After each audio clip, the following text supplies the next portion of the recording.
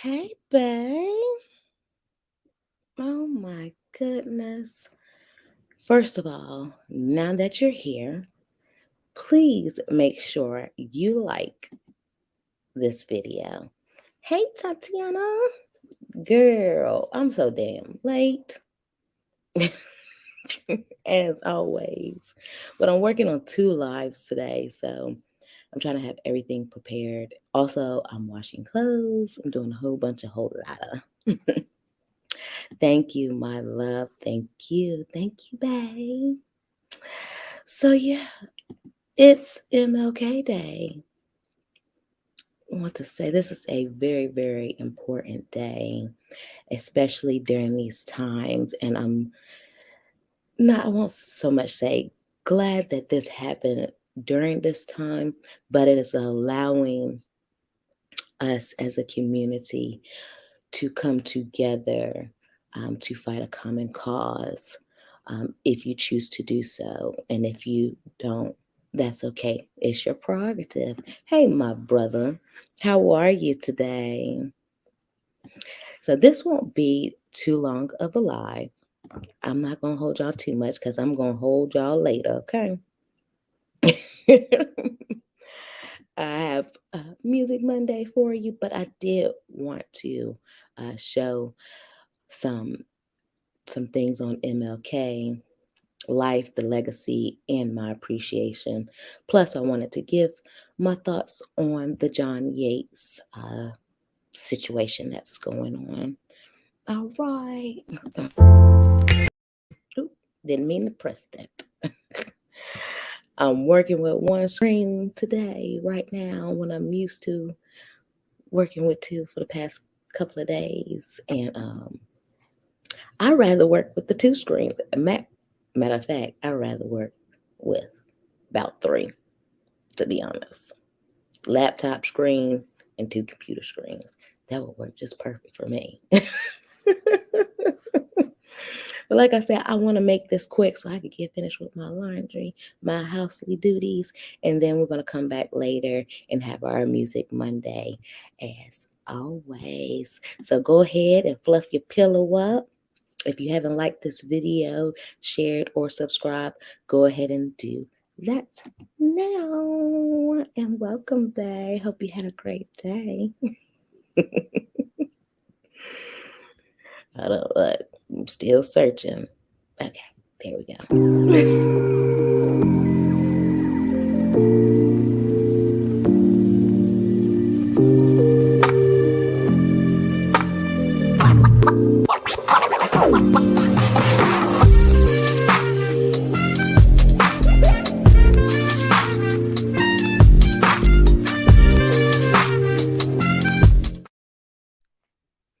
All right.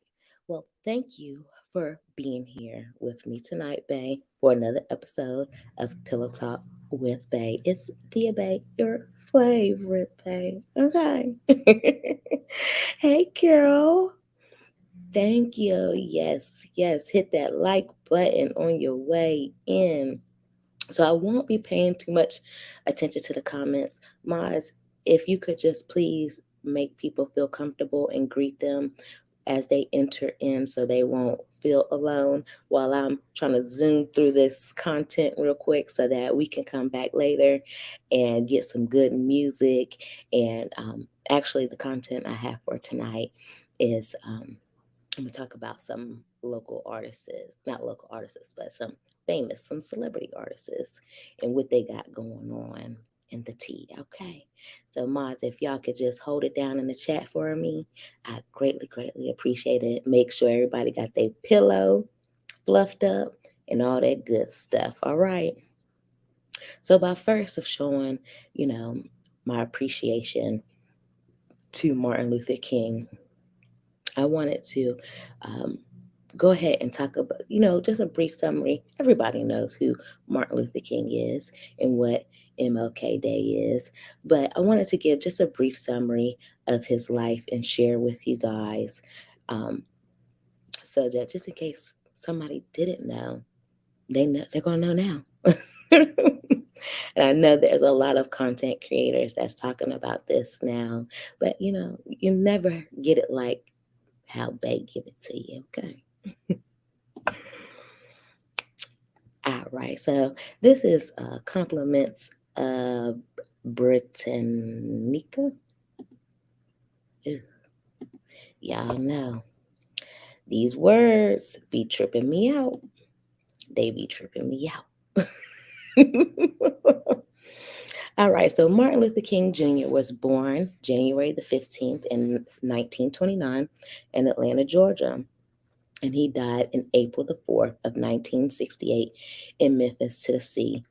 He was a U.S. civil rights leader.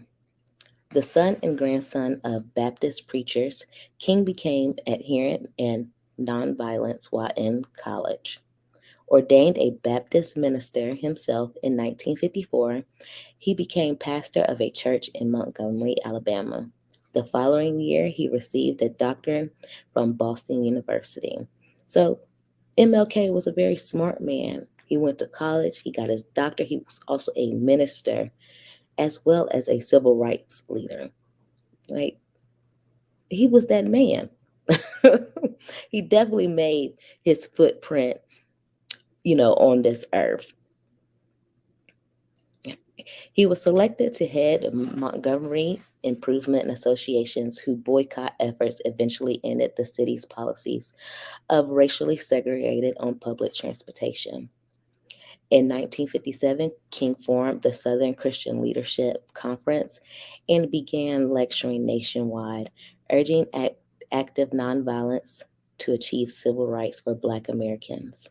In 1960, he returned to Atlanta to become co-pastor with his father of Ebenezer Baptist Church.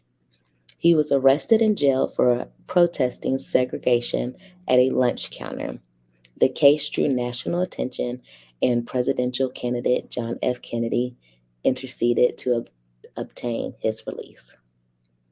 In 1963, King helped organize the March on Washington, an assembly of more than 200,000 people, at which he made his famous "I Have a Dream" speech.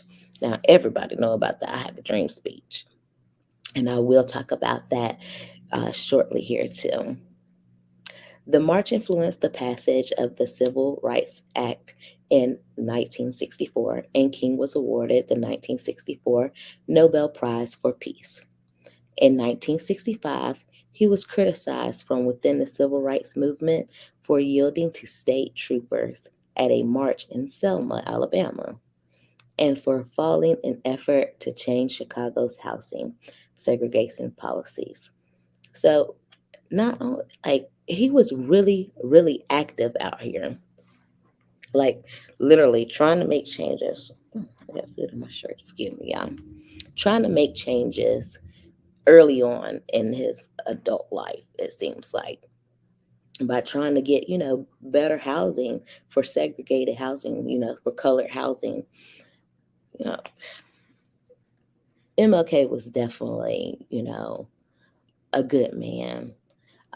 I hate that, he was taken away so early on. He could have still been alive to this day and still making a difference in this world. Thereafter, he broadened his advocacy, addressing the plight of the poor of all races and opposing the Vietnam War. In 1968, he went to Memphis, Tennessee to support a strike by sanitation workers. There on April 4th, he was assassinated by James Earl Ray. A U.S. national holiday is celebrated in King's honor on the third Monday in January. And this is Martin Luther King right here, as you all know. So let me go ahead and make sure y'all are all right in the chat. Your Mama Baptist, I hope you feel better. Oh, Tatiana, girl, stop it. I tell you, when I get my mic, honey, it's going to be wee. Yes, and if you feel like tipping, tipping on fofos, please do, but you don't have to. I'm glad that you're here with Bay. All right, so another thing I wanted to show you guys today as we talk about Martin Luther King and we honor that he was here, while he was here, and also his, I guess, life after death as well. I'd be getting tongue tied and all that. So I wanted to give you guys some important facts about his life that maybe you didn't even know. Let's see here. And this is courtesy of the History Channel. One day I'm going to start writing my blogs and all that. And hoo-wee, it's going to be a food in. I just have so many ideas for the brand and the platform. I won't even have to do all this. All right. So this article, once again, a shout out to history.com. It's 10 things you may not know about Martin Luther King Jr. And this is another way that we can celebrate his legacy by finding out things that most people don't know. All right.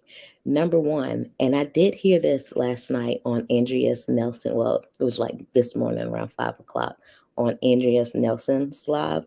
Shout out to her that the king's birth name was Michael and not Martin. I had no clue about that, which is very interesting. I say the least. King was born Michael King Jr. on January the 15th in 1929.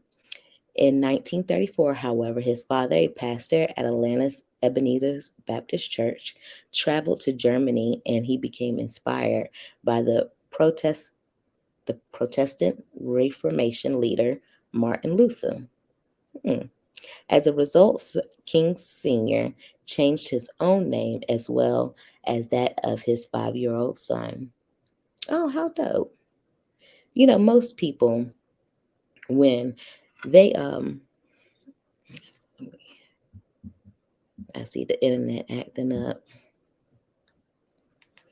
Most people, when they change their name, they don't think about changing their kid's name. They just go ahead and leave it like that. Leave theirs as is. Just don't return the sender. But he at least said, okay, if I'm going to change my name and he's going to be a junior, I got to change his name too. Or I wonder if that's automatic. If you guys know, please put it in the chat or drop down in the comments and let Bay know, okay? Look, we be learning together over here. All right. Fact number 2 is King entered college at the age of 15.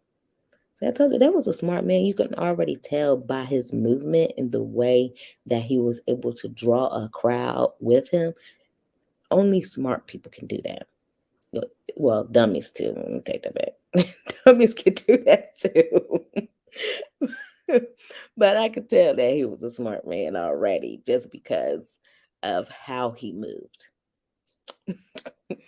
King was such a gifted student that he skipped grades 9 and 12 before enrolling in 1944 at Morehouse College.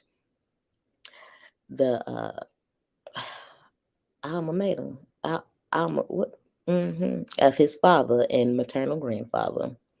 Although he was the son, grandson, and great-grandson of Baptist ministers, King did not intend to follow the family vacation until Morehouse president Benjamin E. Mays, a noted theologian, convinced him otherwise. King was ordained before graduating college with a degree in sociology. King received his doctorate in systematic theology. Is the third fact. Wow.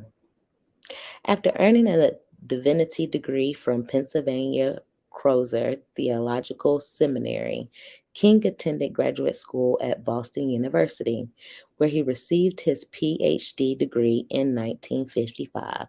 The title of his dissertation dissertation was a comparison of the conceptions of God in the thinking of Paul Tillich and Henry Nelson. So this man went to several different colleges and got several different degrees. Like, and you have to remember, this is back in the day when, you know, colors, quote unquote, was not able to, get the same schooling and things of that nature and go to, usually, I guess, they would go to HBUs. I was about to say HBICs. Go to HBUs. And maybe that's how HBUs were formed, because they were all Black colleges. There were no whites allowed. I don't know. We'll have might have a lesson on that later on down the line. Might have a pillow talk. All right, number 4. King's I Have a Dream speech was not his first at Lincoln Memorial. 6 years before his iconic oration, all these damn words, at the March on Washington, King was among the civil rights leaders who spoke in the shadow of the great emancipator during the prayer pilgrimage for freedom on May 17, 1957. Before a crowd estimated at between 15,000 and 30,000, King delivered his first national address on the topic of voting rights.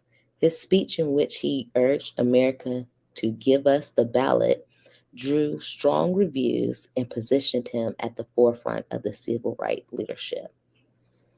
Okay, so his first speech is what I guess got him famous and got the ball rolling for him to become the civil rights leader that he became. And it's always that stepping stool. Like I say, Bigo, when I was on Bigo before I was on YouTube as a content creator. And that was my stepping stool and allowed me to kind of get help being a content creator, even though I did totally different content over there. It allowed me to kind of get the feel and the gist of talking to people and engaging with, my viewers, as well as trying to pick different topics, things of that nature. I actually, on Bigo, I did tarot reading, and sometimes I would just talk. All right. 5. King was imprisoned nearly 30 times. Say, locked up, won't let me out. Hey, won't let me out. But he was a smart man. He wasn't no thug man. He was just smart. But of course, because he was out here actively protesting and actively fighting for our rights as African Americans and people in poverty, not poverty, but poverty. So I got a fat ass tongue. This thing here, it make it hard for me to to talk sometimes. Anywho, according to the King Center, the civil rights leader went to jail 29 times. He was arrested for acts of civil disobedience and on trumped up charges, such as when he was jailed in Montgomery, Alabama in 1956 for driving 30 miles per hour in a 25-mile-per-hour zone. Really? I think everybody goes 5 miles per hour. Like, for real. Well, most people. I usually do about 15. But, I'm a safe driver, though. And I wear my seatbelt, okay?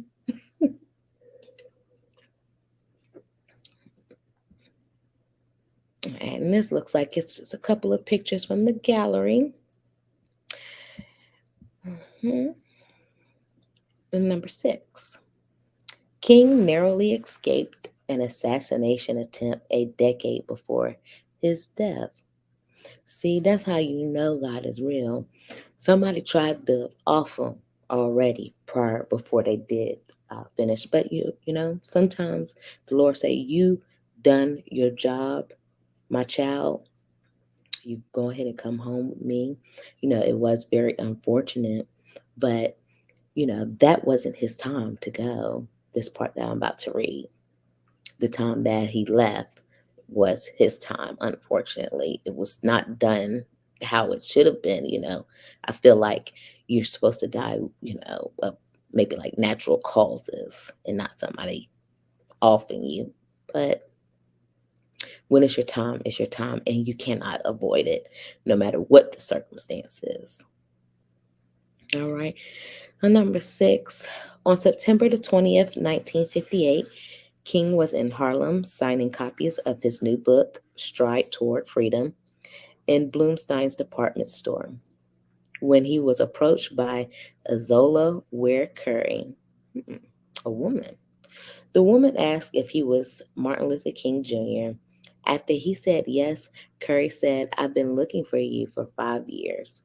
And she plunged a 7-inch letter opener into his chest.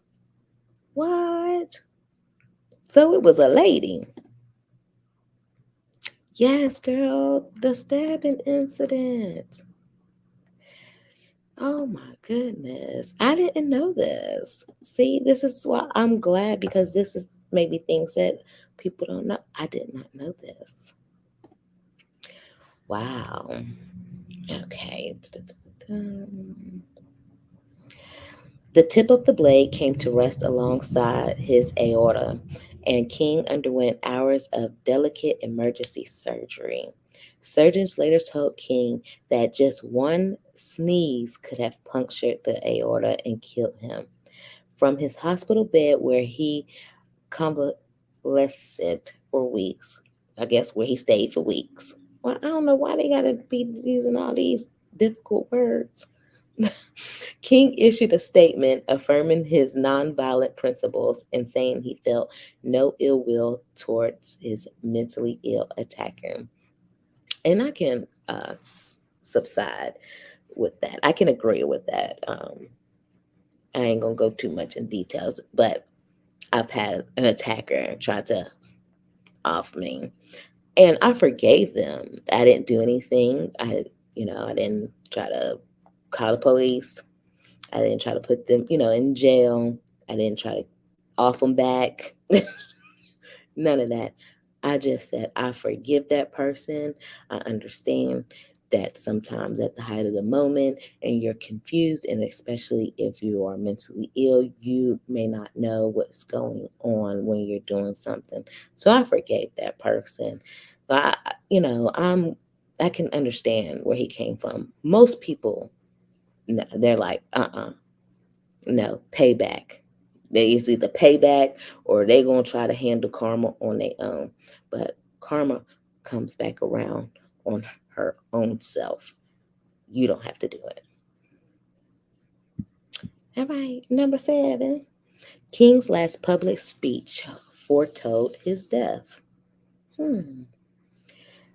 King had came to Memphis in April 1968 to support the strike of the city's black garbage workers, and in a speech on the night before his assassination, he told an audience at the Mason Temple Church, "Like anybody, I would like to live a long life.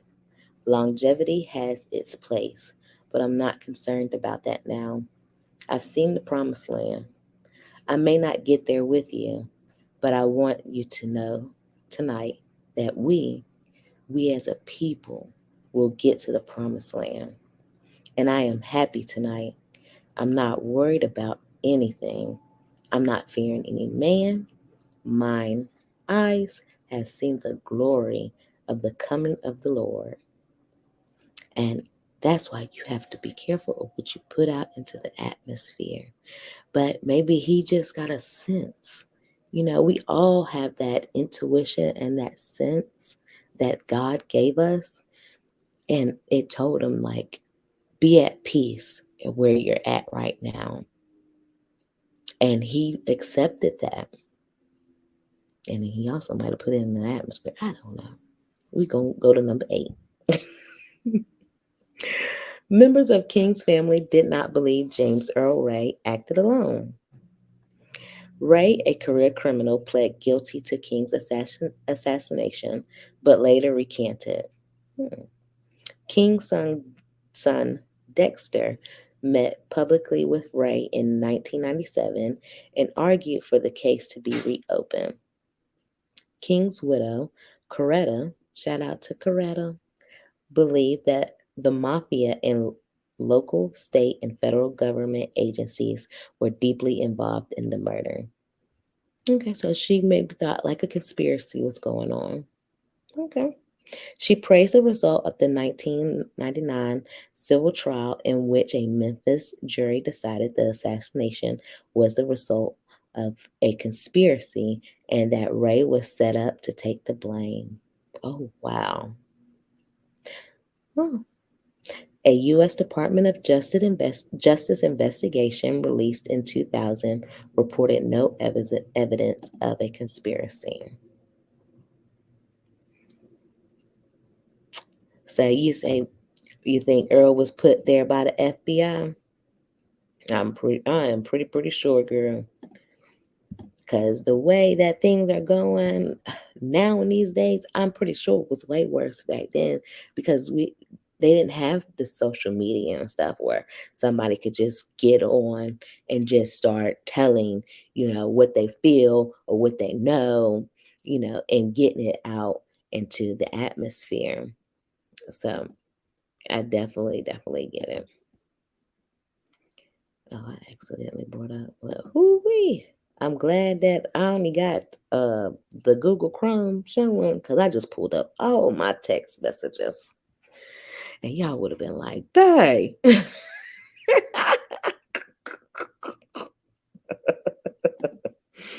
All right, we're going to go to number 10. Number 9. King's mother was also slayed by a bullet. On June 30th, my birthday. Hey, but I wasn't born in 74. But shout out to people born in 74. As 69-year-old Alberta Williams King played the organ at Sunday service inside Ebenezer Baptist Church, Marcus Wade Chenault Jr. rose from the front pew, drew 2 pistols, and began to fire shots. Wow. One of the bullets struck and killed King, who died steps from where her son had preached nonviolence. Now that is horrible. The deranged gunman said that Christians were his enemy and that although he had received divine instructions to kill King's father, who was in the congregation, he killed King's mother instead because she was closer. The shooting also left a church deacon dead. Chenault received a death penalty sentence that was later changed to life imprisonment, in part due to the King's family opposition to capital punishment. Now, if I was ever assassinated, because I am your favorite bae, I'm a public figure. I would want my killer to serve life in prison. Don't kill his ass. Let that motherfucker live in poverty, in jail. I want y'all to get the whole gang of men to be in his cell or her cell and to tear they behind up every day. Like literally, I want them to suffer. Okay. Because y'all took away the people's bae, the people's favorite bae. I said I ain't gonna get into the answer. It's like I'm not getting into character today. I'm going straight forward. Number 10. George Washington and Abraham Lincoln are the only other Americans to have had their birthdays observed as a national holiday. And I think that is big because MLK is a African American male. Okay, the first African American male to have an observed national holiday in the United States. That is big. In 1983, President Ronald Reagan signed a bill that created a federal holiday to honor King. The holiday, first commemorated in 1986, is celebrated on the third Monday in January, close to the civil rights leader January the 15th birthday. Wow. So, look, does anybody find out anything new? Hey, Bella, how are you, honey? Sorry. Look. Well, I am glad you stopped by. I am so glad you stopped by.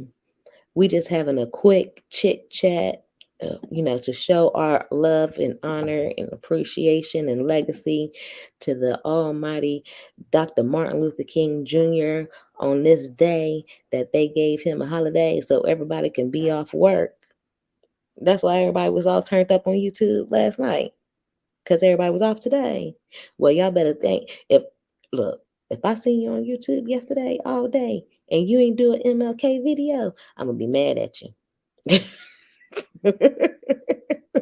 Now you didn't use your day, your Sunday all up. You didn't turned off. You know you had Monday off because of MLK, and you ain't give your thanks to this man. No, I'm kidding, y'all. Let's see. So, like I was saying, did anybody learn anything new that they didn't know? I know I didn't know about his mom for sure. That tripped me out. Like somebody tried to assassinate his father and still killed his mother. I didn't know that the family asked that he, serve a life sentence of imprisonment instead of the death penalty. I didn't know that either. And the other one, I can't even remember what the other one was. The one I mentioned that I didn't know. Have a good night, Bella. I appreciate you for coming out. Thank you so much. All right. So next, since we're talking about facts, and the last thing that I'm going to talk about is his speech. I actually, because y'all love my voice so much, I'm going to read off his speech to you guys.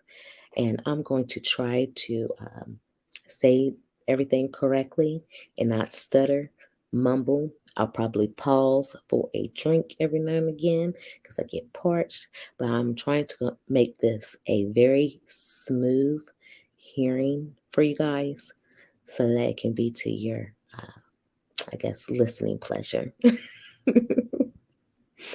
But I wanted to talk about some facts. And this is, I think, 5 facts. Let me see here. Stop screen. Like, y'all know I ain't got no sense. All right. Yeah. 7 things you may not know about MLK's I Have a Dream speech. And I thought it would be important to also talk, to get a little bit in depth about the speech and, find out things that we may have not known before we don't talk about the speech, okay? And that might change your perspective of the speech, or it may, give you a little bit more insight. I know if, say I'm speaking a certain type of way, like say if I'm being, quiet while I'm talking, and you're not even thinking about it, why is she talking like that? I'm dumbing it down a little bit, but it could be possibly, if you had a 5 fact list before I went live, one of them would be that I'm quiet because my kids are sleeping.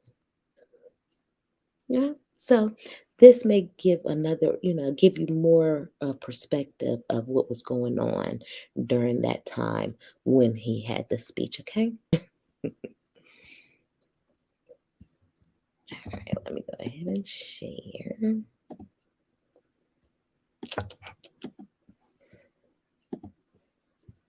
And I hope everyone has been enjoying their nice holiday off and staying safe from this winter storm that we're having on the East Coast. Staying warm, staying safe from not being sick, wearing your mask, and wearing the condom, okay? All right.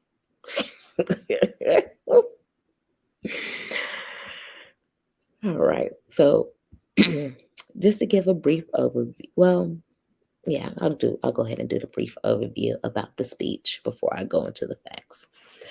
On August 28th, 1963, in front of a crowd of nearly 250,000 people spread across the National Mall in Washington, D.C., the Baptist preacher and civil rights leader, Reverend Dr. Martin Luther King Jr., delivered his now famous I Have a Dream speech from the steps of Lincoln Memorial. And shout out to history.com for this too. Organizers of the event, officially known as the March on Washington for Jobs and Freedom, had hoped 100,000 people would attend. In the end, more than twice that number flooded into the nation's capital for the massive protest march, making it the largest demonstration in U.S. history to that date.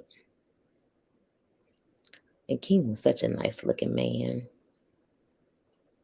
King's I Have a Dream speech now stands out as one of the 20th century's most unforgettable moments, but a few facts about it may still surprise you.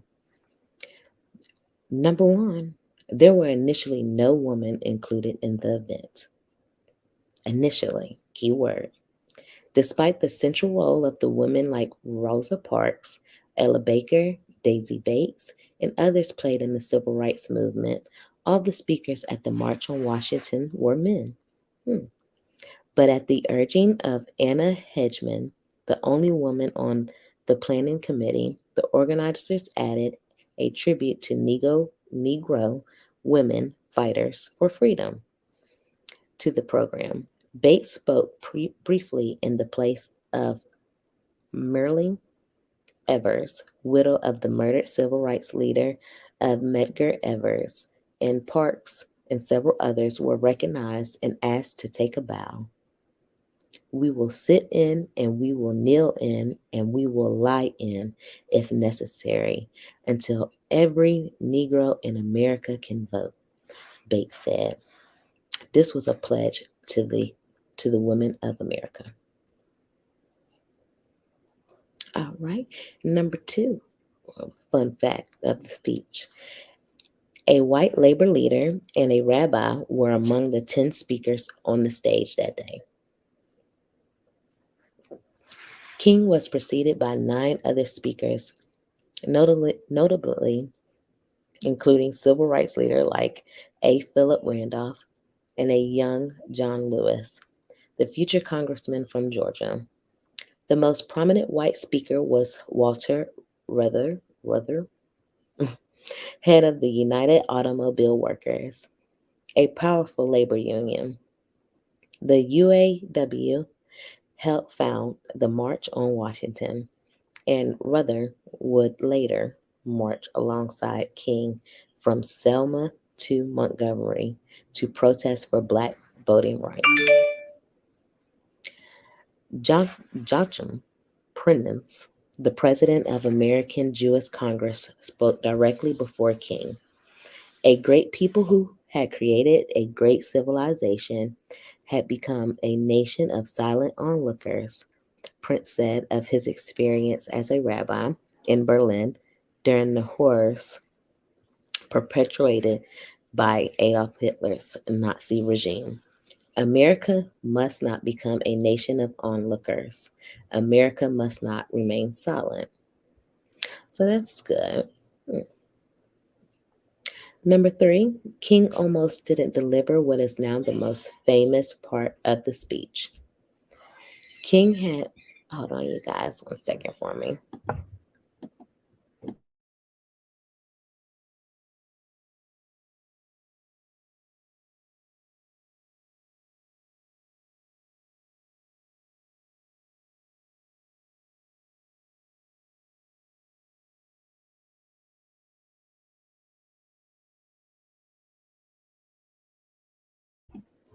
I apologize, you guys. All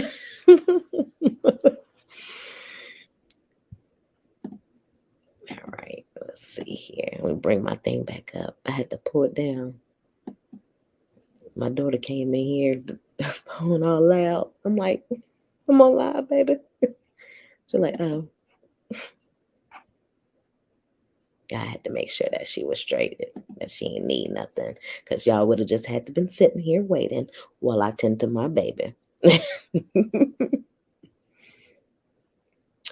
All right. So, number 3, King almost didn't deliver what is now the most famous part of the speech. King had debuted the phrase "I have a dream" in his speeches at least 9 months before the March on Washington, and used it several times since then. His advisors discouraged him from using the same theme again, and he had apparently drafted a version of the speech that didn't include it. But as he spoke that day, the gospel singer Mahalia Jackson prompted him to tell them about the dream Martin. Abandoning his prepared text, King improvised the rest of his speech with electrifying results. And I want to tell you guys, especially, as content creators, and you try to pitch your ideas, maybe to other content creators, or maybe even to your friends and family members, or maybe even to your subs. And a lot of times you're going to get discouraged. They're going to tell you, no, we don't want to hear that. Always go with what you want to do. It can be redundant at times, yes. Everyone is either talking about Martin Luther King, or they're talking about the next subject that I'm going to talk about. It's okay, but guess what? Nobody is going to give a perspective like me, because there's only one me. So I'm still going to come and give my perspective.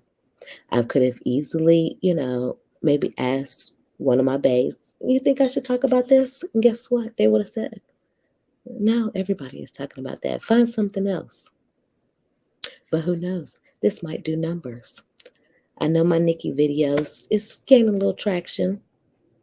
People looking at it. So what I always, I may ask for a suggestion, but at the end of the day, I'm going to go with my gut. And if it's redundant, I apologize. But I thank you for listening to my redundantness. I don't even know if that's a word, but we're going to use it today. As we move along. Number 4. The speech makes allusions to the Gettysburg Address, the Emancipation Proclamation, the Declaration of Independence, the U.S. Constitution, Shakespeare, and the Bible. All right. So he had a little mixture. I like that. I like to, compare that to my platform. I have a mixture of things going on. I try to give everybody, something for everybody. Maybe me and Martin Luther King related. Do I look like a king? I look like a queen. But do I look like I could be related to him? Guess what? I'm going to make a difference. Might not be as big of a difference as he did, but I'm going to change the world. All right. Y'all just stick with me to see. All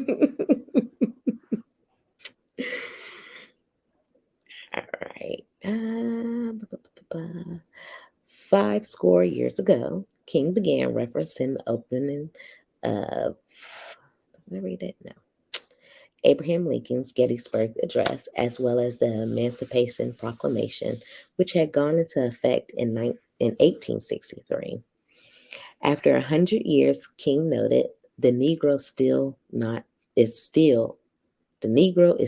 not free, and the rights promised in the Declaration of Independence and the Constitution were still denied to Black Americans. The image of this sweltering summer of the Negro's legitimate discontent echoes the opening soliloquy in William Shakespeare's Richard III. Now is the winter of our discontent. While the soaring end of the speech, with its repeated refrains of "Let freedom ring," calls on the 19th century patriotic song, My Country, 'Tis of Thee, written by Samuel Francis Smith. Finally, King's speech repeatedly draws on the Bible, including an allusion to the book of Psalms. Weeping may linger for the night, but joys come with the morning. And a quote from the book of Isaiah, every valley shall be exalted, and every mountain and hill shall be made low. To name just two references. That's interesting. I really, really like that. I think that's one of my favorite facts. Yeah, I definitely say that's one of my favorite facts I didn't read so far. The speech impressed the Kennedy administration and helped advance civil rights legislation in Congress. All three major TV networks at the time, ABC, CBS, and NBC, aired King's speech. And though he was already a national figure by that time, it marked the first time many Americans, reportedly including President John F. Kennedy, had heard him deliver an entire speech. Kennedy was assassinated less than 3 months later, but his successors, Lyndon Johnson, would sign the Civil Rights Act of 1964 and the Voting Rights Act of 1965 into law, marking the most significant advances in civil rights legislation since Reconstruction. And look at him, he's standing there, got your little pin, look like a little badge. Yeah, a badge featuring Martin Luther King Jr. and a quote from his famous speech, I Have a Dream. All right, the sixth fact is the sixth fact. The sixth fact. At the same time, the success of the speech attracted the attention and suspicion of the FBI. Federal authorities monitored the march on Washington closely, fearing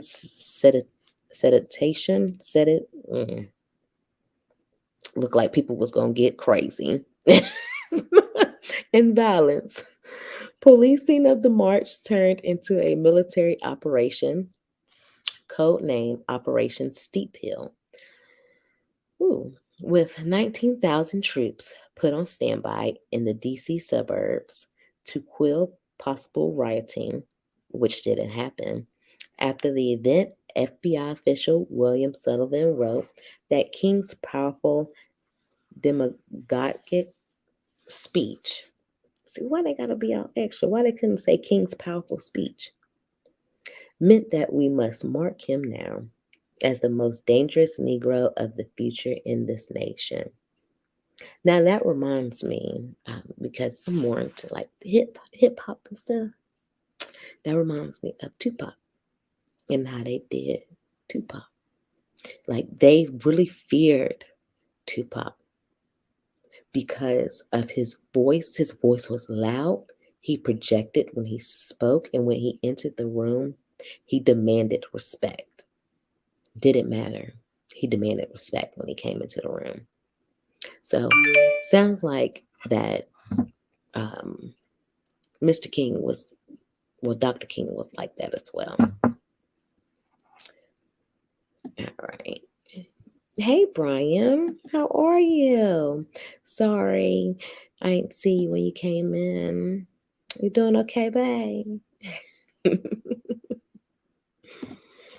I apologize, you guys, if I don't catch you coming in. I am reading, and as easy as it should be to just read right here so that I can see y'all comments, I have a whole nother screen pulled up reading from it because I have to be able to scroll. All right. And the last fact that we will have for today is the King family still owns the I Have a Dream speech. I didn't know you could sell a speech. It's new, interesting. Though it is one of the most famous and widely celebrated speeches in the U.S. history, the I Have a Dream speech is not in the public domain, but is protected by copyright. That's why I'm glad I'll be reading it. which is owned and enforced by King's heirs. As reported in the Washington Post, King himself obtained the rights a month after he gave the speech when he sued two companies selling unauthorized copies. Oh, they was bootlegging the King's speech. So what would that be? An 8-track? No, that was before 8-track. That would have been them little y'all look, I'm telling my age. Okay. That would have what's the little circle things, not CDs, but and not a turntable. Anywho, y'all let me know in the chat or the comments what what's the name of it.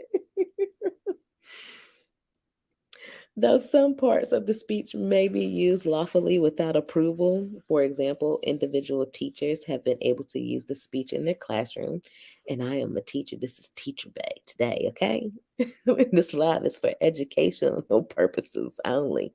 Oh, and entertainment purposes. The King estate requires anyone who wants to air the speech to pay for the right. I wonder how much the rights cost. Probably too much. I ain't about to check it. Yes, final, Tatiana. Thank you. And if you guys are here, if you have not already, please like, share, subscribe. All right. And share with a friend that would like Bay. Tell them that Bay said hi. Tell them to come over here and chit chat with me. God, let me put my little band up because I forgot to do that.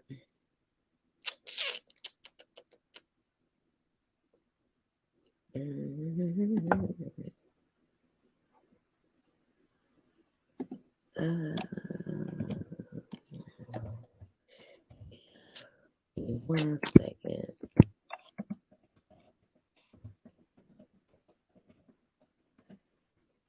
Take off that part. But I had at the end, now let's laugh, ho. I don't think that's quite appropriate for this slide. Take the hoe off.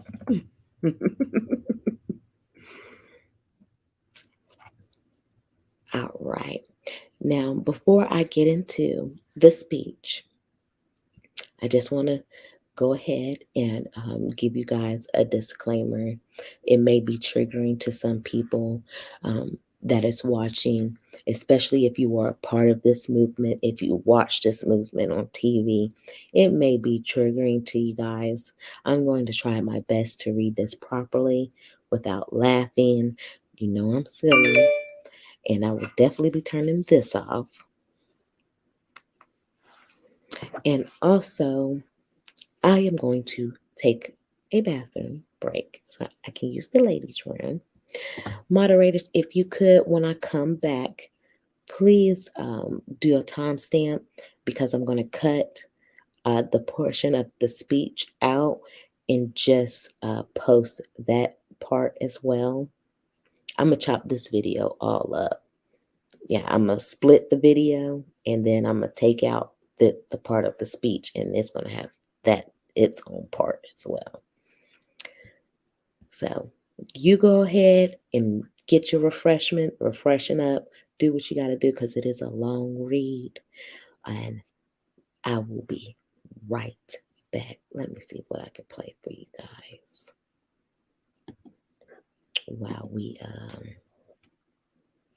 take a break real quick.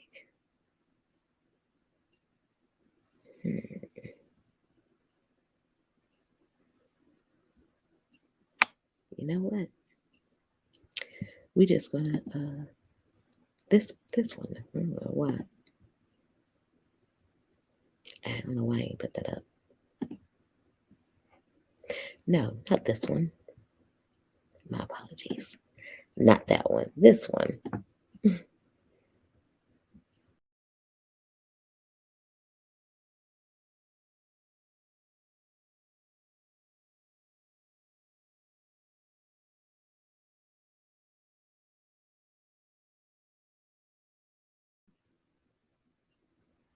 I get on my own damn nerves. I'm pretty sure I get on y'all. I get on my own damn. I literally kicked my ass right on up out of this damn line. I gave myself the boot right on up out of here. That's this dang on pad right here. I said swoop, and I was swoop. I went right on out. I said, see you later, bye.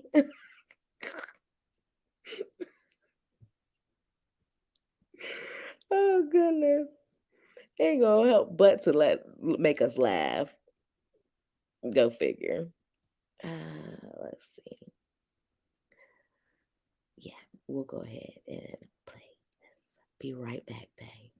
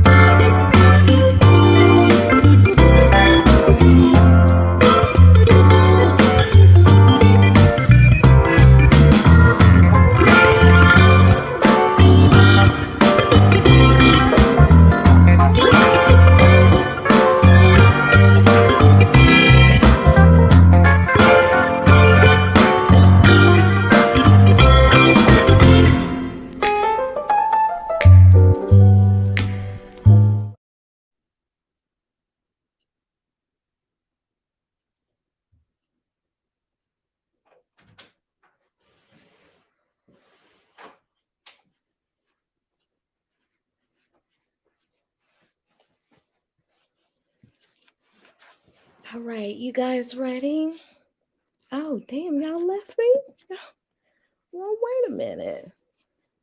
Well, golly. I'm back. Come back, you guys. Just kidding. Catch y'all on the replay. All right. I was running too. Okay, let's get back down to business. So, where we left off was that I am going to read off. I messed up my hair running and everything.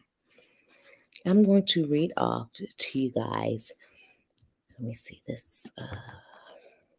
The year. The speech was, because I forgot that quick.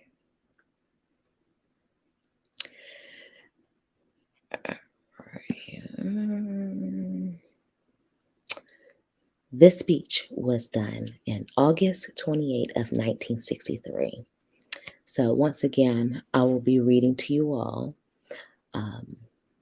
Martin Luther King's I Had a Dream speech from August 28th of 1963. So please, you guys, enjoy this. Know that this is our way of showing our appreciation to the Dr. Martin Luther King Jr. on the day that we celebrate his legacy in his life, all right? And I also created a video for you guys to enjoy. Y'all can look at me still too, but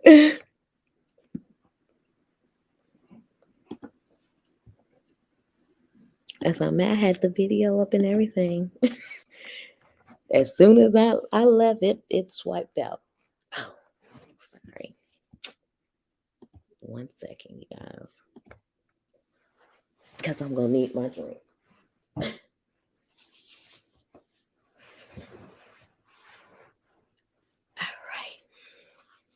If you're ready, put your lips and your yawning emoji in the chat.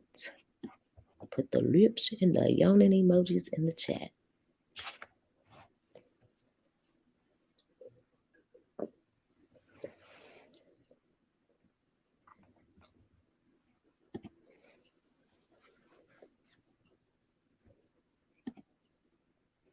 I think this is being good.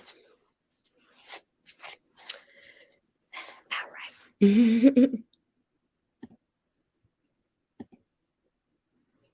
Thank you, Carol. All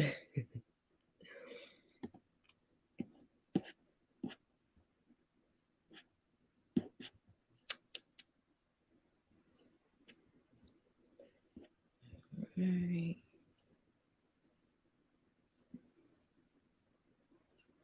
Oh, I went right past it. 50 years ago, a great American in whose symbolic shadow we stand today, signed the Emancipation Proclamation. This momentous decree came as a great beacon light of hope to millions of Negro slaves who had been seared in the flames of withering injustice. It came as a joyous daybreak to end the long night of their captivity. But 100 years later, the Negro still is not free. 100 years later, the life of the Negro is still sadly crippled by the manacles of segregation and the chains of discrimination. 100 years later, the Negro lives on a lonely island of poverty in the midst of the vast ocean of material prosperity.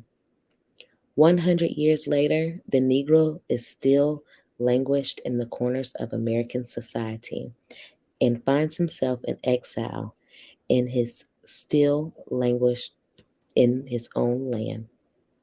And so we've come here today to dramatize in shameful condition. In a sense, we've come to our nation's capital to cash a check. When the architects of our republic wrote the magnificent words of the Constitution and Declaration of Independence, they were signing a promissory note to which every American was to fall here. This note was a promise that all men, yes, black men, as well as white men, would be guaranteed the unalienable rights of life, liberty, and the pursuit of happiness. It is obvious today that America has defaulted on his promissory note insofar as her citizens of color are concerned. Instead of honoring this sacred obligation, America has given the Negro people a bad check, a check which has become backmarked insufficient funds. But we refuse to believe that the Bank of Justice is bankrupt. We refuse to believe that there are insufficient funds in the great vaults of opportunity of this nation. And so we've come to cash this check, a check that will give us upon demand of riches, of freedom, and the security of justice. We have also come to his hallowed spot to remind America of the fierce urgency of now. This is no time to engage in the luxury of cooling off or take the tranquilizing drug of gradualism. Now is the time to make real the promises of democracy. Now is the time to rise from the dark and desolate valley of segregation to the sunlit path of racial justice. Now is the time to lift our nation from the quicksands of racial injustice to the solid rock of brotherhood. Now is the time to make justice a reality for all of God's children. It will be fatal for the nation to overlook the urgency of this moment. This sweltering summer of the Negro's legitimate discontent will not pass until there is an invigorating autumn of freedom and equality. In 1963 is not an end, but a beginning. Those who hope that the Negro needed to blow off steam and will now be content will have a rude awakening if the nations return to business as usual. There will be neither rest nor tranquility in America until the Negro is granted his citizenship rights. The whirlwinds of revolt will continue to shake the foundations of our nations until the bright day of justice emerges. But there is something that I must say to my people who stand on the warm threshold which leads into the palace of justice. In the process of gaining our rightful place, we must not be guilty of wrongful deeds. Let us seek to satisfy our thirst for freedom by drinking from the cup of bitterness and hatred.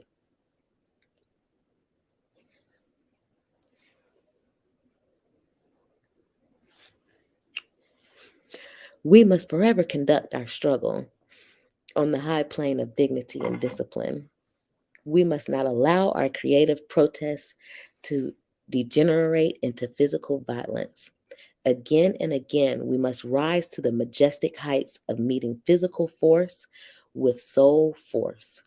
The marvelous new militancy which has engulfed the Negro community must not lead us to distrust of all white people, for many of our white brothers, as evidenced by their presence here today, have come to realize that their destiny is tied up with our destiny.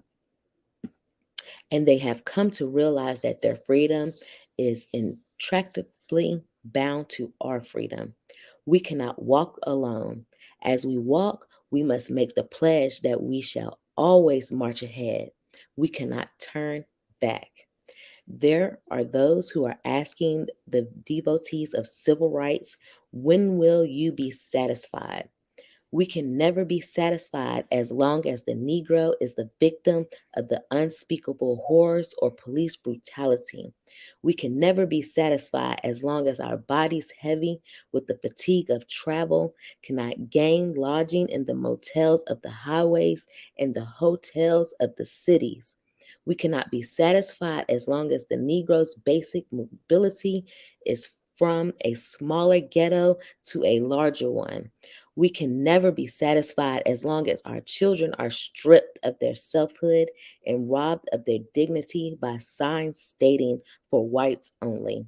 We cannot be satisfied as long as the Negro in Mississippi cannot vote and the Negro in New York believes he has nothing for which to vote. No, no, we are not satisfied. We will not be satisfied until justice rolls down like waters and righteousness like mighty streams. I am not unmindful that some of you may come here out of great trials and tribulations. Some of you have come fresh from narrow jail cells. Some of you have come from areas from where you quest for freedom, left you battered by the storms of persecution and staggered by the winds of police brutality. You have been the veterans of creative suffering. Continue to work with the faith that unearned suffering is redemptive. Go back to Mississippi. Go back to Alabama. Go back to South Carolina. Go back to Georgia. Go back to Louisiana. Go back to the slums and ghettos of our northern cities, knowing that somehow this situation can and will be changed. Let us not wallow in the valley of despair. I say to you today, my friends, so even though we face the difficulties of today and tomorrow, I still have a dream. It is a dream deeply rooted in American dream. I have a dream. I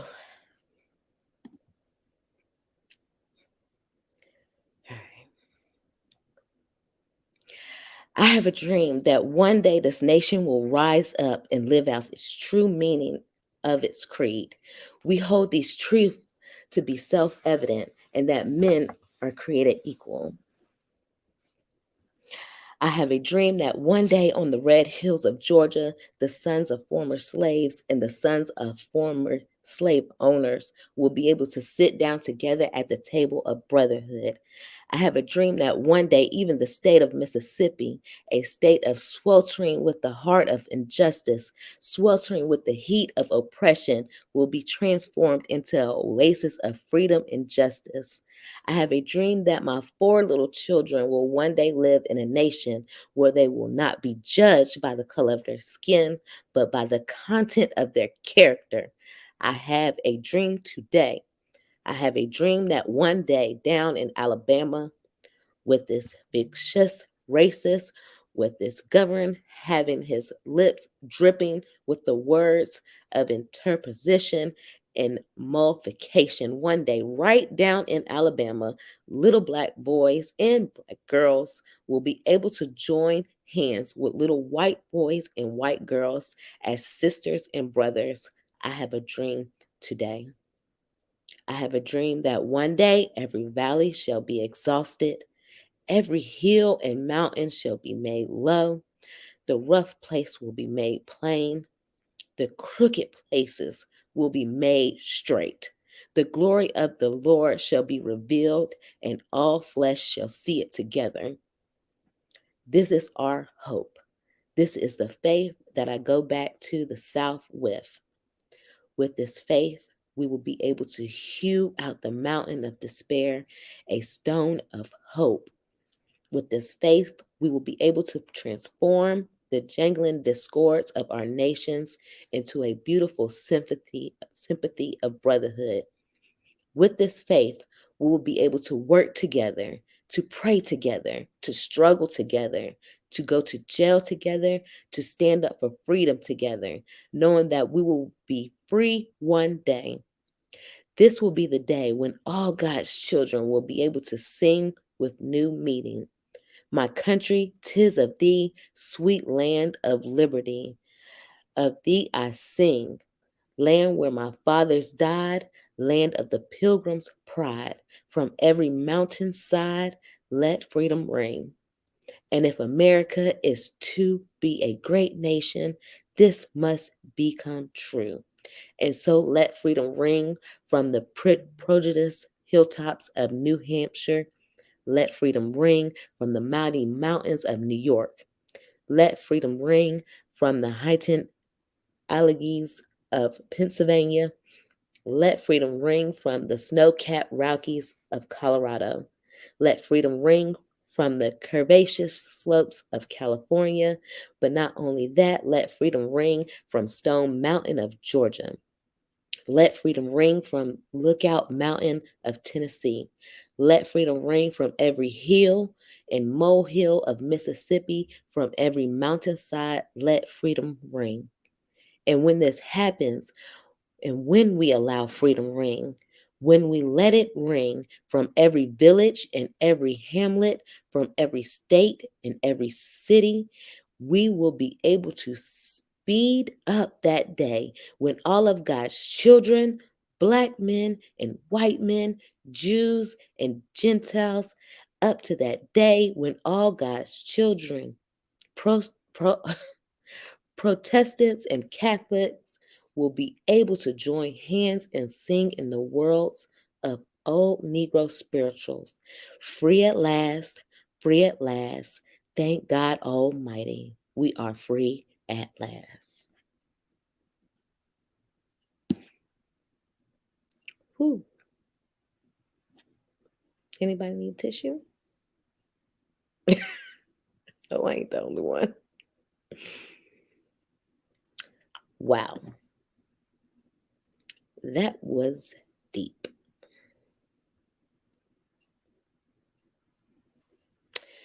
So as I transfer over into yeah, it got like that. It definitely got like that. And I hope about me vocalizing it was like that for you as well. I didn't know I was going to feel it like that for sure. I wasn't ready. But as I move on to my next content. We have 116. As I move into my next content, yes, it was a beautiful dream. And that he just kept going over and over and over, telling everyone his dream and letting people know what he's seen in his dream and how he felt about what was going on in, that present time. It just makes me think about today's time. Not only today's time on the outside world, what's going on, and all of the hatred that's going on, in our personal lives and outside, all of the stuff that is going on here on YouTube today. And I did, as I stated via the title and on my thumbnail, I wanted to give you guys my thoughts and opinions on what's going on with John Yates.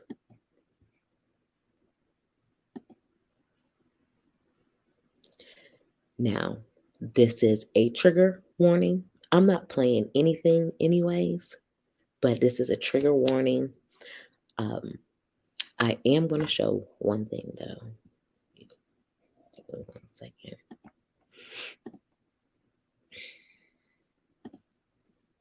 That was deep. I'm still like, whew.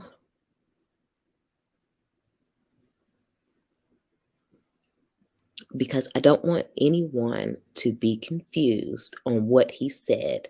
So I got the transcript from the video, not from John Yates' video, but from Busy Blue's video, so that we can see exactly what he said. So trigger warning, trigger warning, trigger warning. Again, I'm not playing anything. I just want to show y'all. If it lets me bring it up.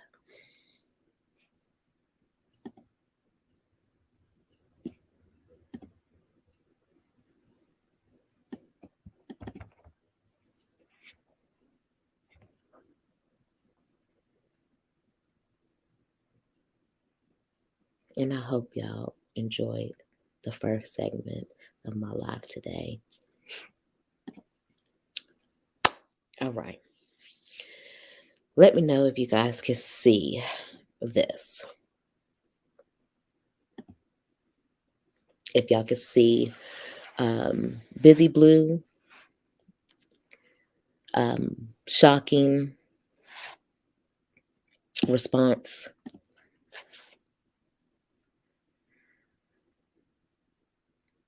Give me some lips or a yawning to let me know.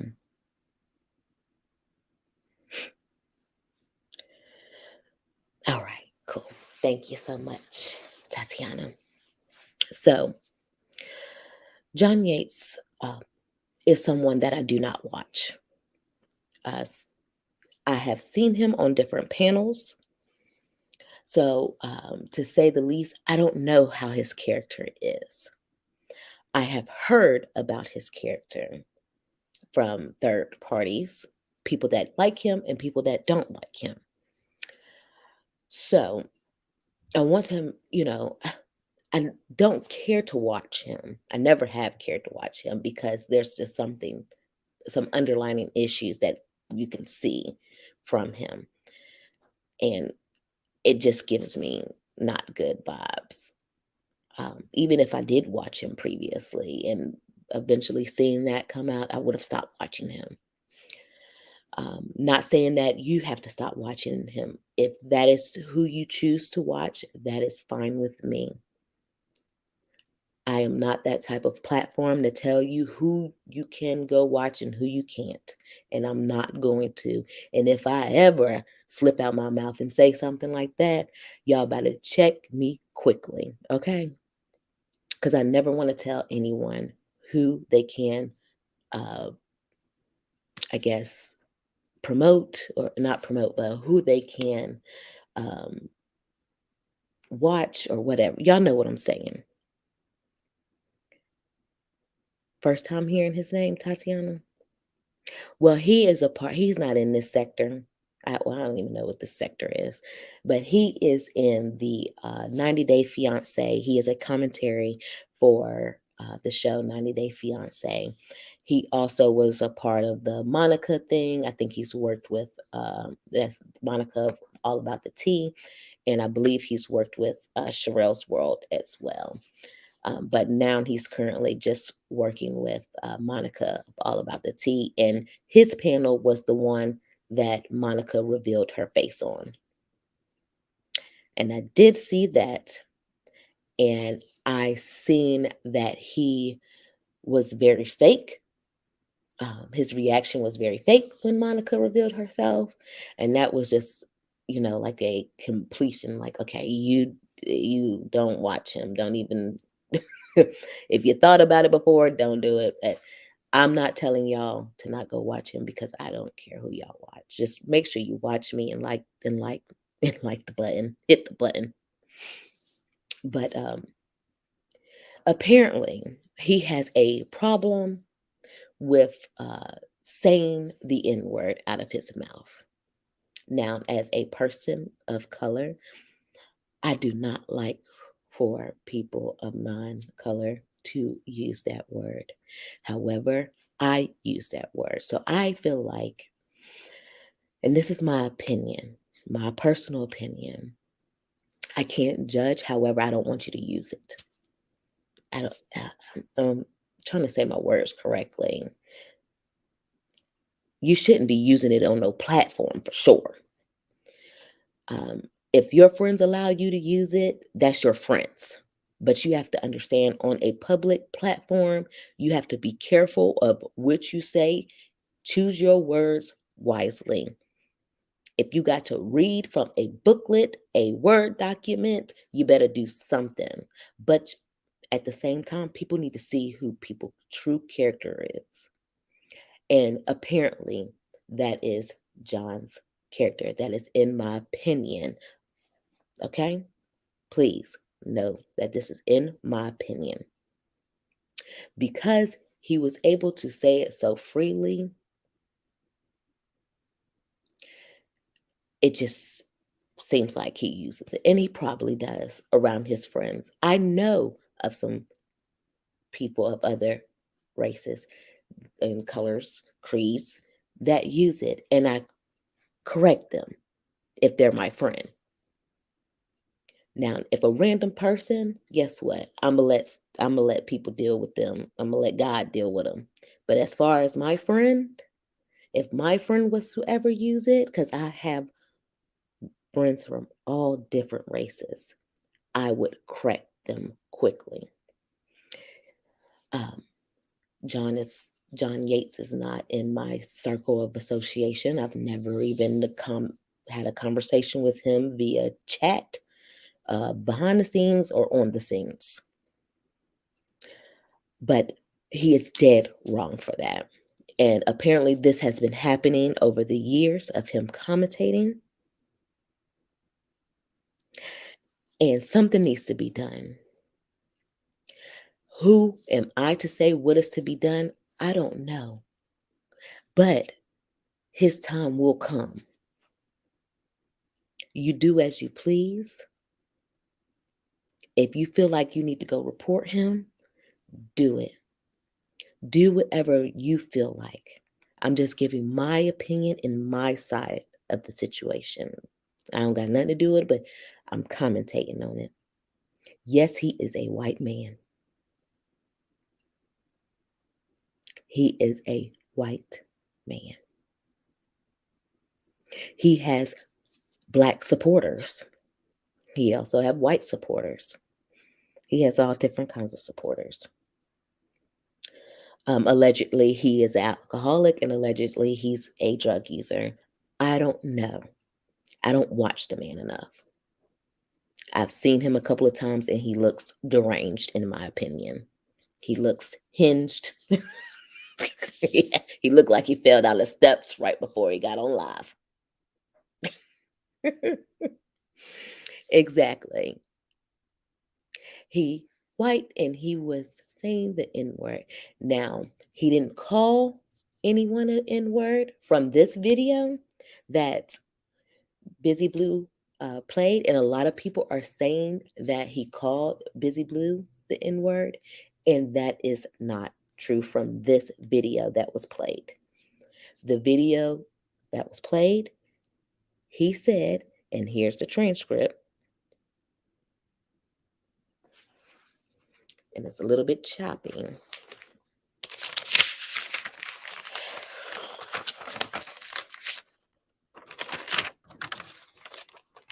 This is crazy.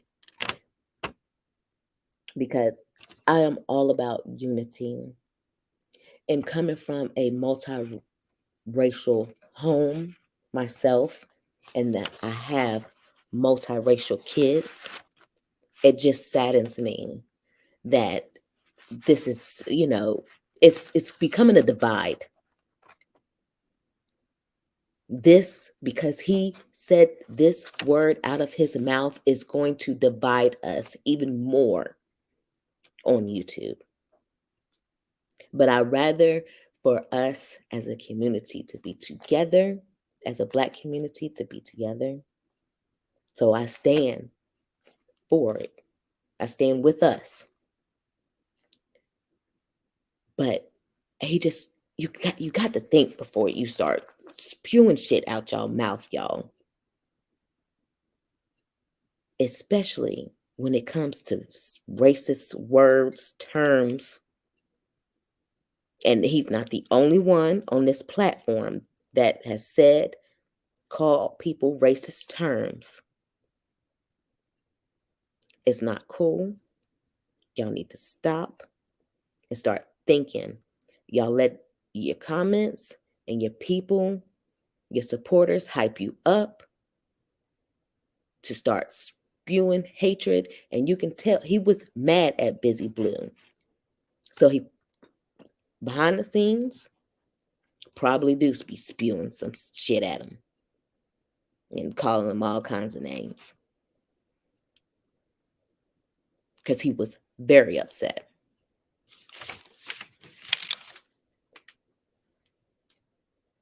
It was over a year ago, Carol. Not bad. Okay, let me read this thing. I have it written on my thing so I can see it closer.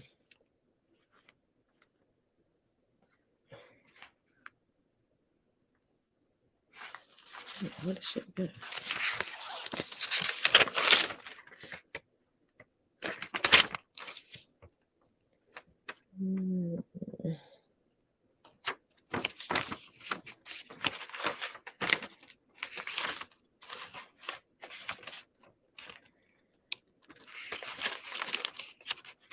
I bet you I wrote on a thing way back here.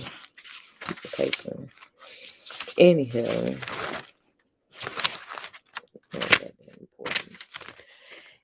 He said, Sayo Joleen is the best, and Joleen can say the N-word, and he actually said the N-word with the ER at the end. So basically he was saying that Joleen, it's okay for Joleen to say the N-word, but it's not okay for myself. No. First of all, nobody needs to be saying. He privated that video, but I was watching Hear Her's channel earlier, and somebody in the comments said that he put it on members only. But you can still report his channel. Now, I am not suggesting that you go report his channel because I would never do that. But you can just report the channel if you don't have to necessarily report the video and put on there for hate speech. I believe that's the reason. But like I must reiterate this because this is important to me.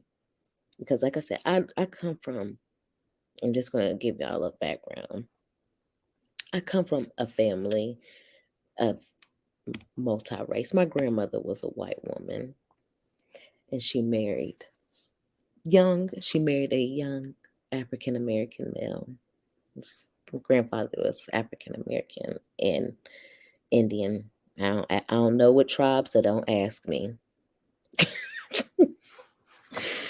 But there was one thing that my grandmother she was around me as I was being raised. She lived with us for a long time before she passed away.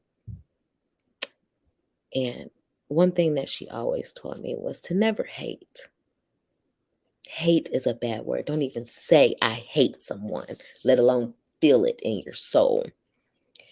And from my opinion, when he was talking about Busy Blue, he had a lot of hate in his heart, in his tone, the way he was projecting and spewing out that information. He had a lot of hate behind him. I don't know what Busy Blue did to him, but he obviously does not like that man. And it's okay. You can like whoever you want to like. He doesn't have to like him.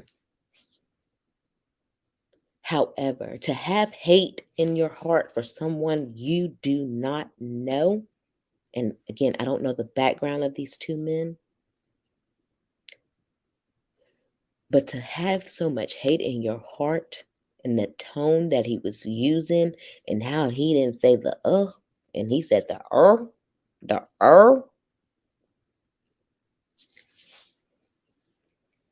there was a lot of hate behind it. Now, apparently, Joleen did a skit and said in the skit she said the N word,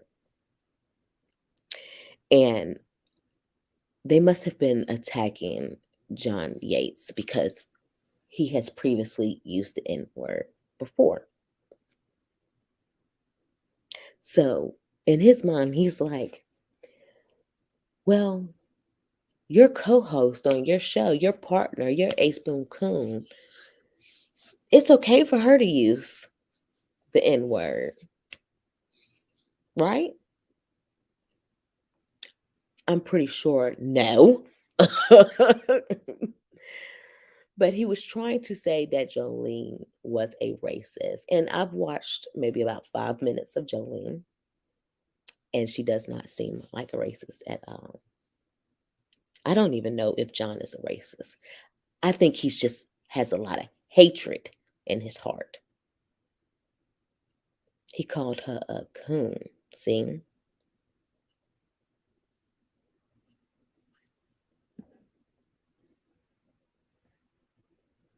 He's not true, not true. He's telling a lie. You can look on Busy Channel now. On what a Busy Channel. I probably missed something.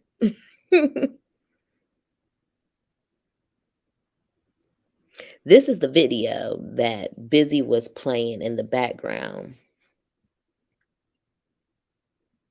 Yeah, this is the video right here but you can't report this video. You can only watch this because this is Busy Blue's video. Don't report Busy Blue video if you're trying to report something, but you can report John Yates' channel. I think it is very disgusting as well. But I also, I feel like John Yates has just a lot of hate in his heart, period.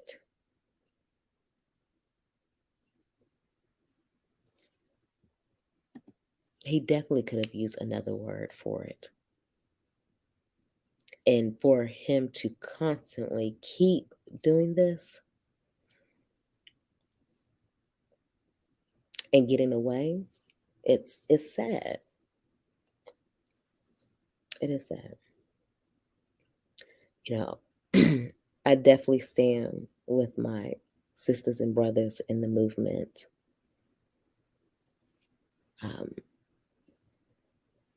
This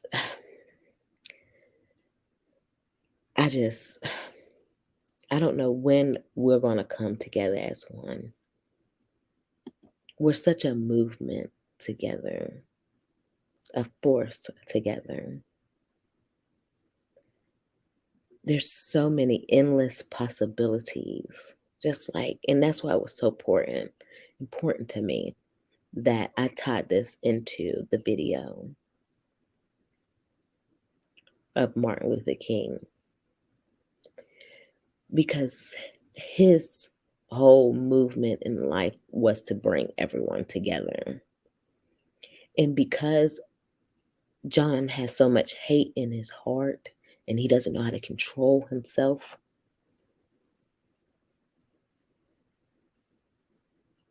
he decided to say the N word on live, and nobody corrected him, and everybody just thinks it's okay. And it's not okay.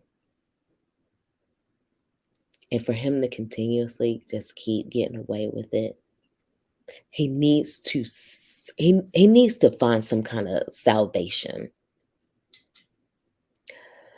If he is still on YouTube, that will only create more of a monster. So I get why people are reporting him.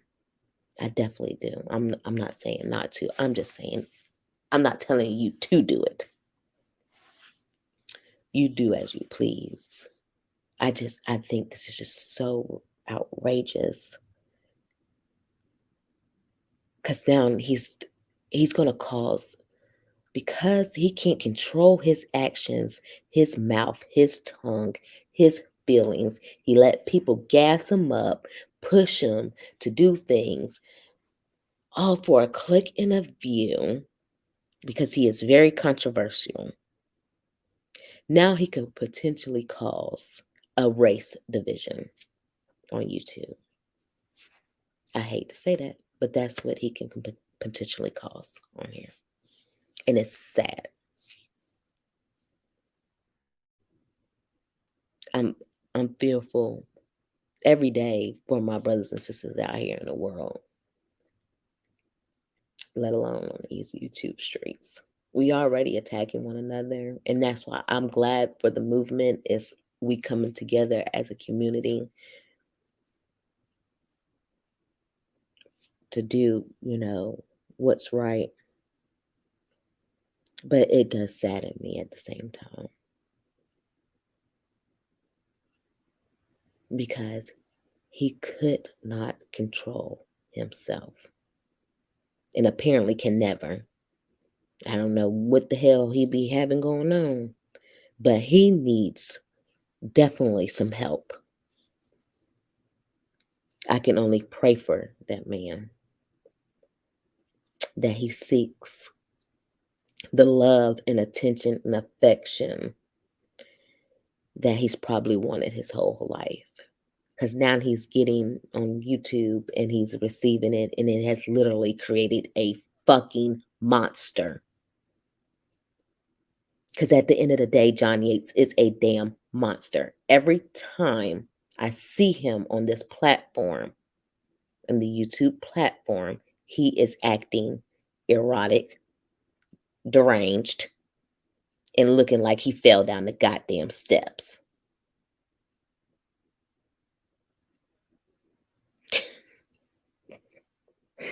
I'm telling you, y'all.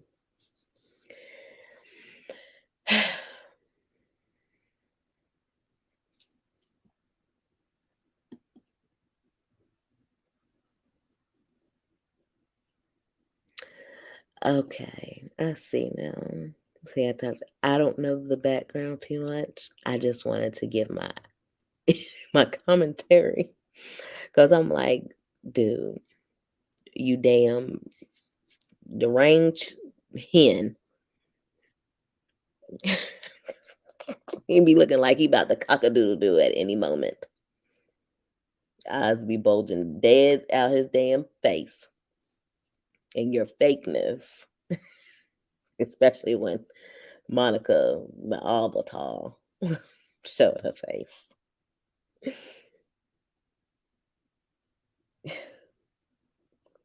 We gotta do better, you guys.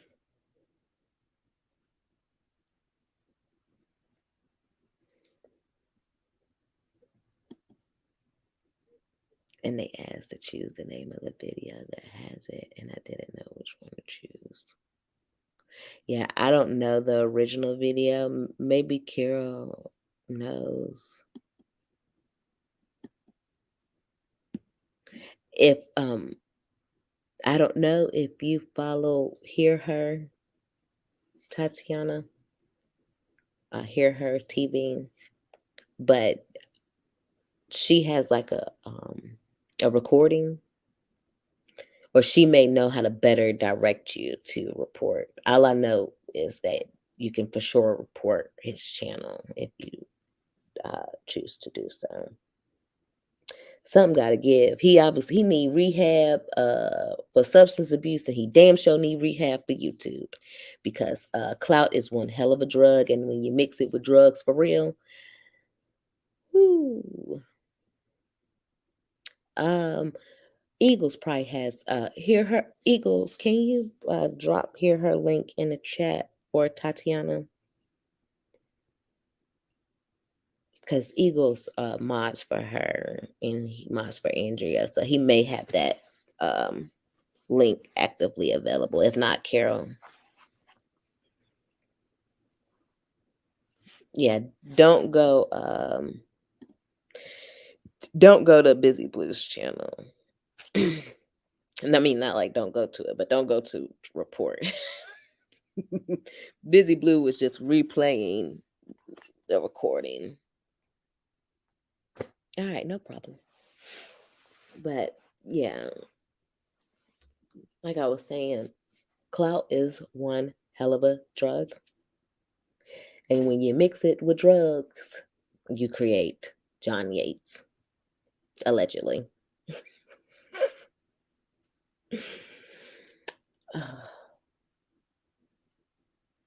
I'm glad to see both sides come together. Like, I don't never comment and hear her chat. I think I comment like several months ago, and I had a discussion with her. But I came out of the clouds. You know, allegedly some shit to damn death. I came out the clouds on her channel today, and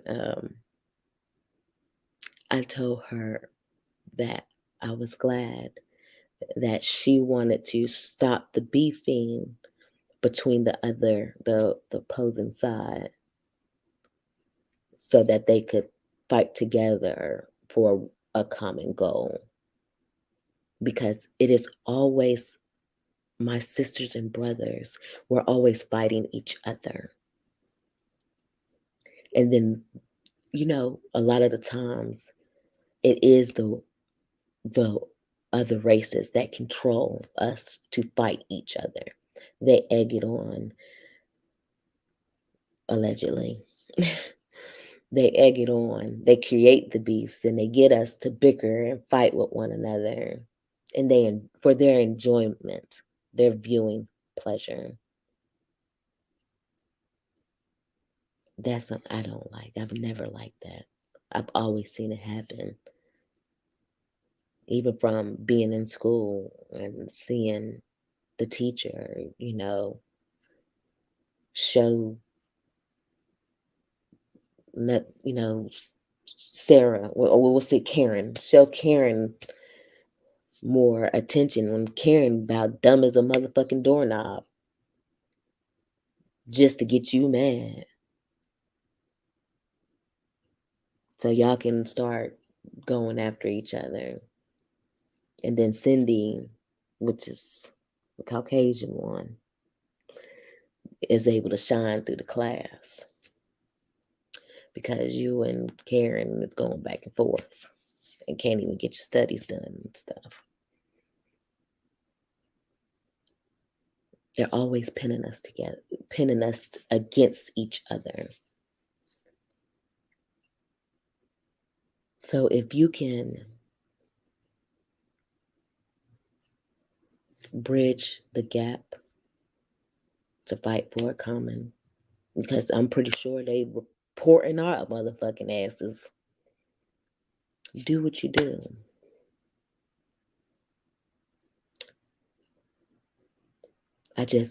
I'm praying that this doesn't become a race war on YouTube, hypothetically speaking. Because I know while I was watching, they were alleging that someone in Hear's chat has used the word, called another content creator the N word. I'm like, oh my goodness. For real? Are we doing this today? Like, can we just stay focused on the topic? So it's going, now it's going to be all these, and they should be exposed. If they are out here calling people the N word, yes, they need to be exposed. We need to know. So then we can know if we want to still deal with them or not. Those are things that, if you're an undercover racist, that's something I need to know. I won't fool with you. Everybody's going to expose themselves. They're going to expose their hand eventually.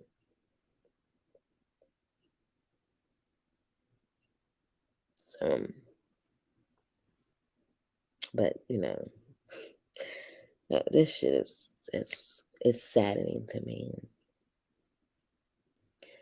But Martin Luther King's dream is still very much so our nightmare at the end of the day, because we're still living in it to this day. Not his dream, but we're living in segregation and racism still to this day. We are. As the African American community, we have been able to silence the other race enough to where they're now just undercover. You can't see them so easily and so obviously because we started standing up for ourselves.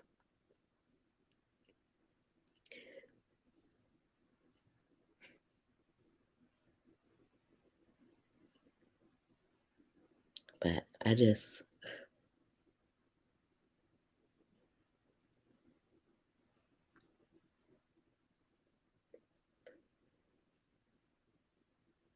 wish that we could get it together on all aspects and create content. But some people don't know how to create content. They only know how to create conflict.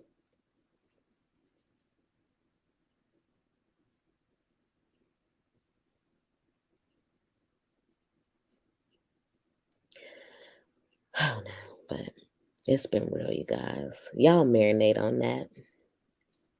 Like I said, I don't care who you get to. I don't. Do what you do. I'm not supporting him. I've never have, though. It's not like I once was a supporter. I could tell he'd be all over the place. I said, not for me. Keep on going. And I used to watch 90 Day Fiance. When I first got on YouTube, like first started watching YouTube, I was watching that at home on my TV. Now I don't even watch TV, but YouTube is my cable, even though I still have cable. For what reason, I don't know. But anyhow, so I'm going to get out of here. I will be back later. Give me about 2 or 3 hours. I got to finish washing up. And you guys be safe out here. Hold on, let me show my face real quick.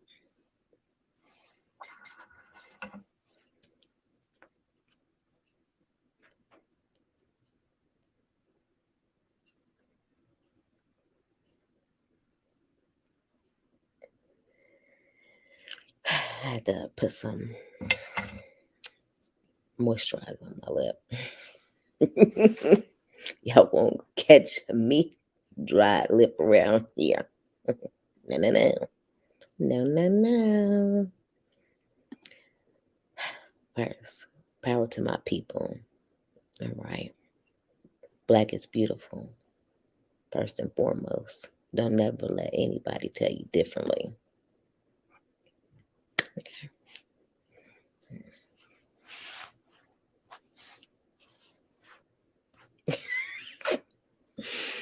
This how I was sitting the whole time. Because I'm just like, I'm lost of words. Oh, I did write something down before I get up out of here. I got 9 more minutes anyways.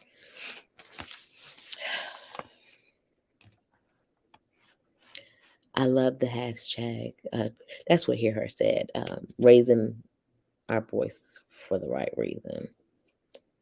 And if there's any reason for, both sides to come together, this would be a reason for y'all to come together.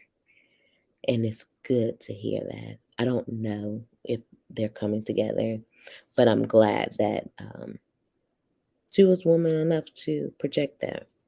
I can appreciate that.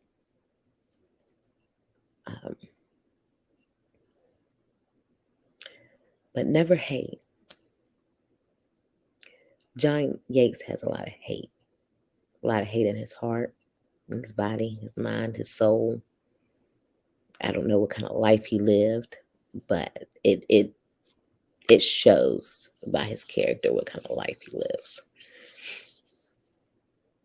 Show love, compassion.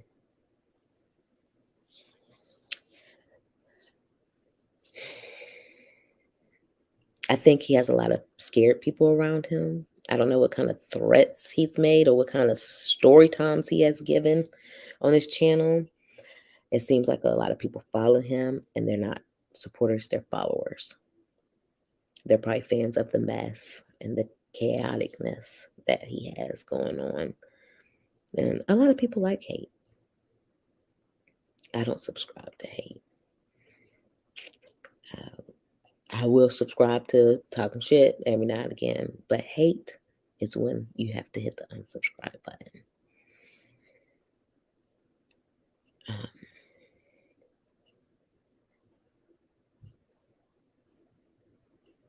I did hear that he struggles with mental health issues, and I would never want anyone to hurt themselves because they don't know how to control themselves. Because apparently he doesn't know how to control. Like I say, he can't control his mouth, especially if he's said this multiple times. He can't control his mouth.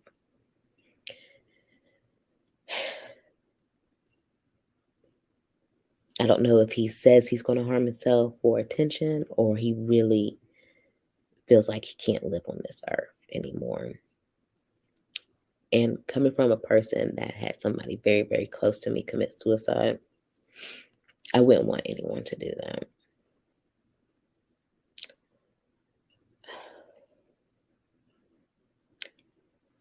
Fate will see John. Fate will see John for his hate. And I'm going to leave y'all with that. Don't forget to tell somebody you love them. Don't forget to tell somebody you need them. And don't forget to tell somebody that you're here for them. All right. I love you guys. I'll see y'all in a little bit, okay? Pose.